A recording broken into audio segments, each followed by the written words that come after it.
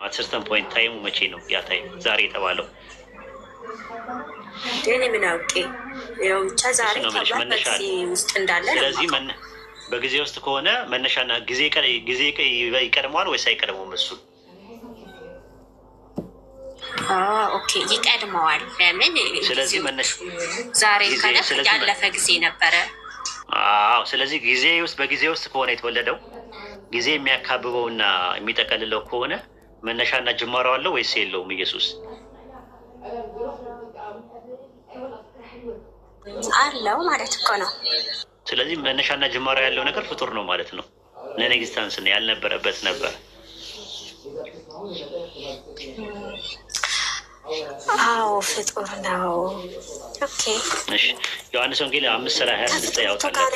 የተገናኘኸው እንዴት ይገናኛል ከፍጡር ጋር? አሁን ስለ ህልውና እያወራች ስለመፈጠሩ ምንድን ነው አደባለቅ? ህልውና ከየት ነው የተወለደው? ከአብ ነው የተወለደው አይደለ?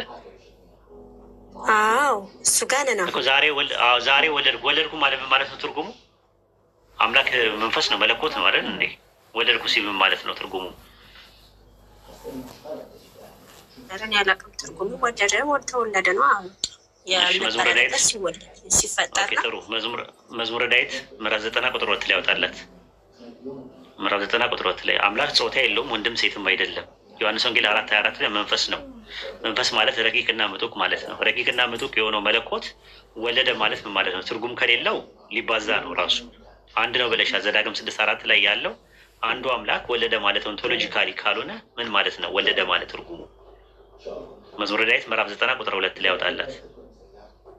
ምዕራፍ 90 ቁጥር 2 ላይ በቅንፍ 91 መሰለኝ ይታይሻል። የእግዚአብሔር ሰው የሙሴ ጸሎት ነው።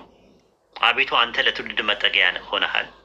ተራሮች ሳይወለዱ ምድር ዓለም ሳይሰሩ ከዘላለም እስከ ዘላለም አንተ ነህ ይለዋል። ተራሮች ምን ሳይሉ ይላል? ሳይወለዱ። ምን ማለት ነው ሳይወለዱ ማለት? ያው ሳይሰሩ ወይም ሳይፈጠሩ ማለት ነው መሰለኝ እንዴ። ስለዚህ አምላክ ጾታ ከሌለው ወለድኩ ሲል ምን ማለት ነው ትርጉሙ?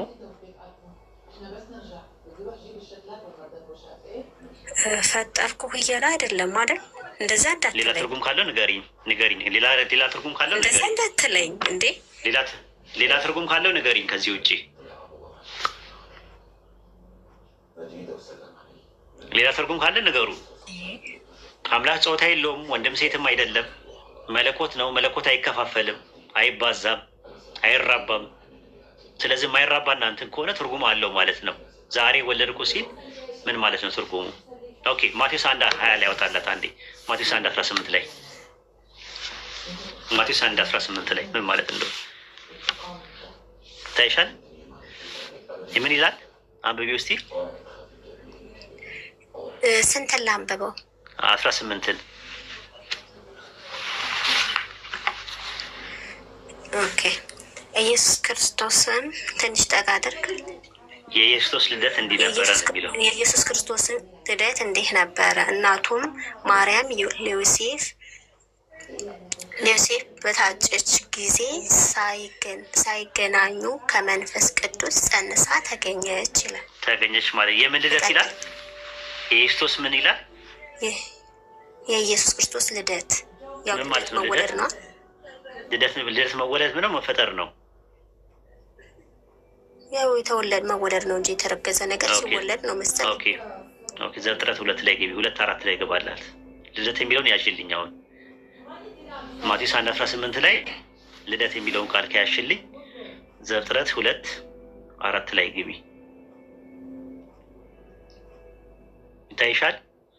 ያህዌ አምላክ ሰማይና ምድርን ባደረገበት በተፈጠሩ ጊዜ የሰማይና የምድር ልደት ይህ ነው አለ። ልክ እንደ ማቴዎስ 1:18 የሰማይና የምድር ልደት።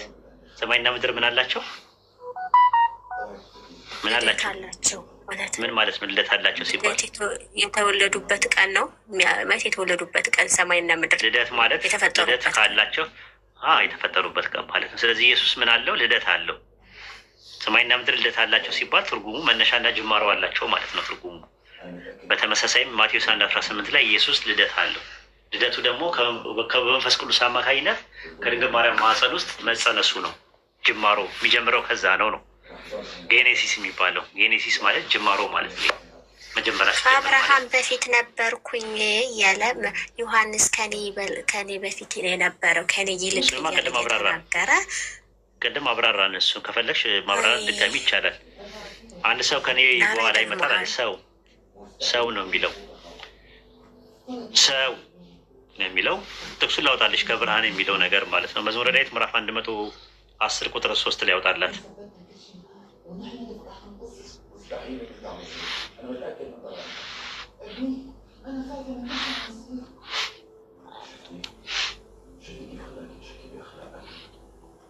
መዝሙረ ዳዊት ምዕራፍ 103 እሺ ታይሻል። እዚህ ላይ መዝሙረ ዳዊት ምዕራፍ 103 109 ቁጥር 110 ላይ ከአጥቢያ ኮከብ አስቀድሞ ከሆድ ወለድኩ ይላል። እንግዲህ ከኛው ጋትሮስ ነው የሚለው ከማዕፀን ወለድኩ ይላል። ከአጥቢያ ኮከብ አስቀድሞ ማለት ዓለም ሳይፈጠር በፊት ማለት ነው። ዓለም ሳይፈጠር በፊት ወለድኩ ይለዋል። ከማን ነው የወለደው? ከማን ነው? ማይ ከማዕፀን ይለዋል። ከማዕፀን ይለዋል።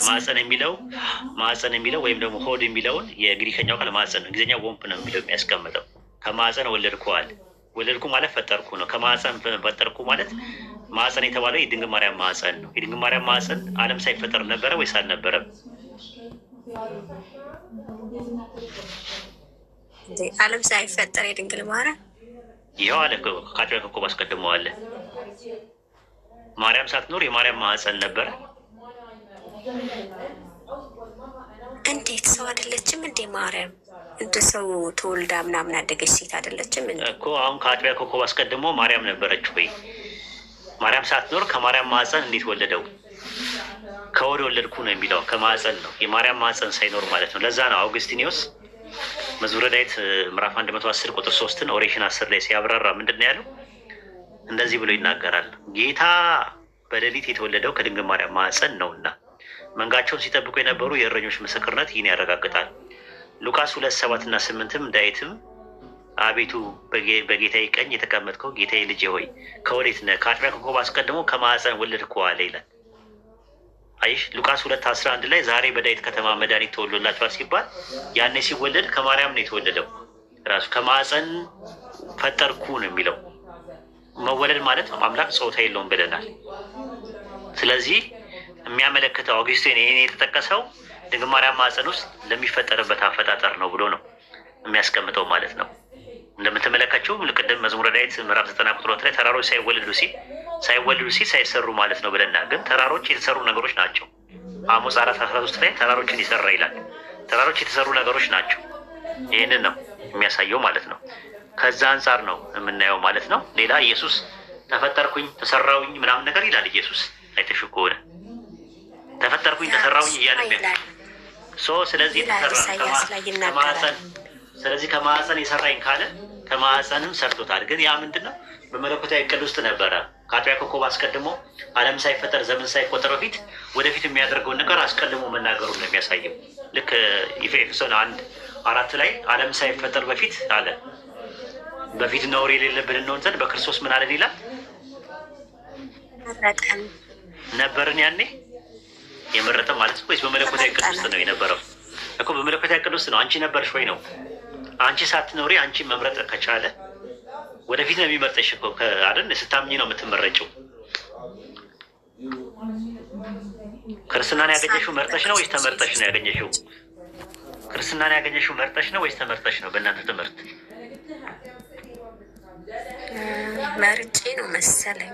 መርጬ ነው እንደዛ ነው የሚሆነው። መርጠሽ ነው ስትመርጪው ነው የመረጠሽ ፈጣሪ ወይስ ስለመረጠሽ ነው የመረጥሽው? መርጦኝ ነው እንጂ እሱ እኔ ፈለግኩኝ መሰለኝ፣ ከዛ ተመረጥኩኝ። ስለዚህ ስለመረጥሽ ነው የመረጠሽ ወይስ ስለተመረጥሽ ነው የመረጥሽው? የትኛውን ነው ከሁለት አንዱ? እኔ አላውቅም። እኔ አላውቅም። እንደዚህ ጥያቄ አትጠይቅኝ እንዴ! ይህ መለኮት አሰራር ነው። እግዚአብሔር እኔ ክርስቲያን ነኝ ከስወለድም ጀምሬ አሁን በኢስላም አስተምሮት አላህ ይመርጣል ብለን እናምናለን። ግን አላህ የአላህ መምረጥ ኮንዲሽን አለው ብለን ነው የምናምነው። ሁኔታዊ ነው ምርጫው። ኮንዲሽናል ኢሌክሽን ነው ያለው። አንኮንዲሽናል የሚባል ነገር ኢሌክሽን የለም። እንደዛ ከሆነ ሰዎች ፍትሃዊ አይደለም የሚሆነው። አንቺ ያለ ምርጫሽ ከሆነ የሚመርጠው አንቺን መርጦ እኔን ካልመረጠኝ ፍትሐዊ ነው ያደላል ወደሚባለው ትምህርት ነው የሚመጣው። ፍትህ አይደለም። ስለዚህ አንቺ ለመምረጥ መጀመሪያ መምረጥ ስትመርጥ ምርጫሽን አሳምረሽ መምረጥ መቻል አለብሽ። አንቺ ከመረጥሽ በኋላ ነው የመረጠሽ ወይስ ከመምረጥሽ በፊት ነው የመረጠሽ? ሁሉን አዋቂ ነው፣ እሱ ነው የሚመርጠኝ። እንደዛ ነው የሚሆነው። ቀድሞውኑማ አንቺ ያለ ፍላጎትሽ ከመረጠሽ የአንቺ ምርጫ የለበትም፣ የአንቺ ጣልቃ ገብነት የለበትም፣ የአንቺ እጅ የለበትም። የኔ ጣልቃ ገብነት የሚሆነው ወይም ፍላጎት ነው። የኔ ፍላጎቱ በኋላ ነው የመረጠሽ ወይስ ከፍላጎቱ በፊት ነው የመረጠሽ? አስቀድሞ መርጦኛል። አስቀድሞ ኤፌሶን ላይ እንደመረጠኝ ነግሮኛል እኮ። አስቀድሞ የመጣው እኮ ወል ነው አይደለ? ግል አይደለም፣ ጥቅል ነው፣ ተናጥል አይደለም አይደል? እንዴ ወል ነው። ስለ ወል ነው የሚያወራው ኤፌሶን 1:4 ላይ። እዛ ወል ውስጥ ያለ ውስጥ ጆይን ማድረግ የሚችሉት በምርጫቸው ነው፣ ፍሪ ዊላቸው ነው አይደል? ወል አይደለም፣ ግል ነው። ግልማ ከሆነ በጣም ያዳላል ማለት ነው። አንቺ ዓለም ሳይፈጠርና ዘመን ሳይቆጠር በፊት የት እንደምትገቢ አስቀድሞ ከመረጠሽ፣ ለገነት ብሎ ከመረጠሽ፣ እከሌ የሚባል ግለሰብ ደግሞ ኢንዲቪጁዋሊ ለገሃነም ብሎ ከፍ ከመረጠ እንትን አይደለም ማለት ፍትሐዊነት አይደለም። ይሄ ከሰው ፍሪ ዊል ጋርም ይጋጫል። ነገርን ወል ነው። በእኛ የአርሜኒያን ፕሪዲስቲኔሽን እና የኢስላሚክ ፕሪዲስቲኔሽን ላይ ትምህርት ላይ እንደዛ ነው። አምላካችን አላህ ዓለም ሳይፈጠር ዘመን ሳይቆጠር ጀነትና ጀሃነምን እንደሚፈጥር ከዛ ጀነትን በምርጫቸው ያመኑ ሰዎች እንዲገቡ የካዱ ሰዎች እንዲቀጡ ወስኗል። አስቀድሞ ወስኗል የጀነትና የጀሃነም የሚለውን ሲወስን ግን የወሰነው የጀነት ሰዎችና የጀሃነም ሰዎች የሚለውን ውሳኔ የወሰነው ወል ነው የወሰነው፣ ጥቅል አይደለም። ጥቅል ነው የወሰነው። በተናጥል ግን ለሰዎች ነፃ ፈቃዱን ሰጥቷቸዋል። ምርጫውን መጠቀም አለመጠቀም የሰዎቹ ፋንታ ነው። ያ ነው ትምህርታችን የኛ ማለት ነው። እና ለማንኛውም ድንግል ማርያም ማህፀን ውስጥ ያኔ አይደለም እንትን የተፈጠረው። ድንግል ማርያም የመጣችው በኋላ ላይ ነው። ሀናና ኢያቄም ከሚባሉ ሰዎች ነው የመጣችው። አልነበረችም፣ ማህፀኗም አልነበረም። አሁን ያ ማህፀን ምንድን ነው ነው የምለው እኔ ያልገባኝ ነገር። ማህፀን ከመጀመሪያ ጀምሮ ከተፈጠረ የአጥቢያ ኮከብ የአጥቢያ በኋላ ላይ ነው የሚፈጥረው። በኋላ ላይ የሚፈጥረውን በመለኮታዊ ዕቅድ ውስጥ ይነግረናል። እና እዛ ጋም ተፈጥሮ ከዛ ደግሞ ድንግል ማርያም ማህፀን ውስጥ የሚፈጠራል። ሲፈጠር ሁለት ያልተፈጠረም አንዴ ነው የተፈጠረው አይደለም። አንዴ ነው የተፈጠረው። ያ የሚፈጠረውን ፍጥረት በመለኮታዊ ዕቅድ ውስጥ አስቀድሞ መፍጠሩን የሚናገር ነው።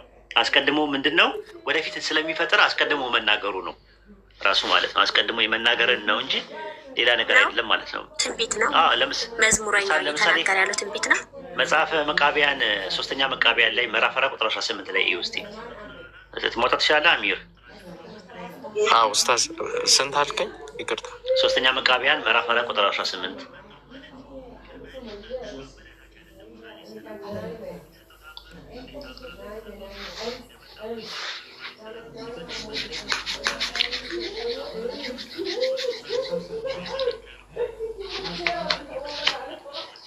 3ኛ መቃቢያን ምዕራፍ 4 ቁጥር 18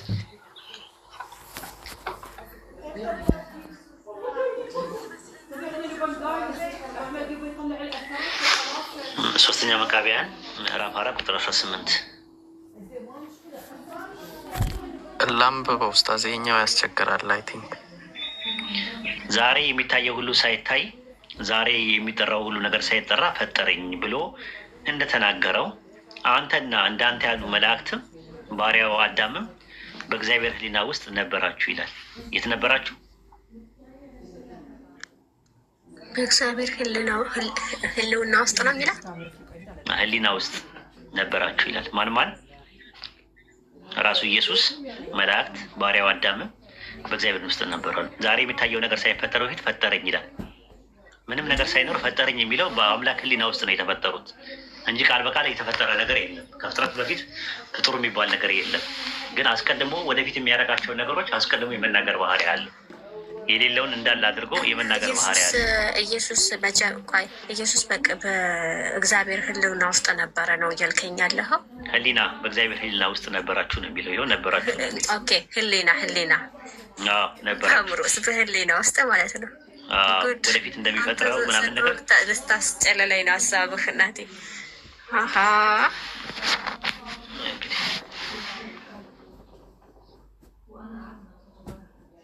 ይህን ይመስላል።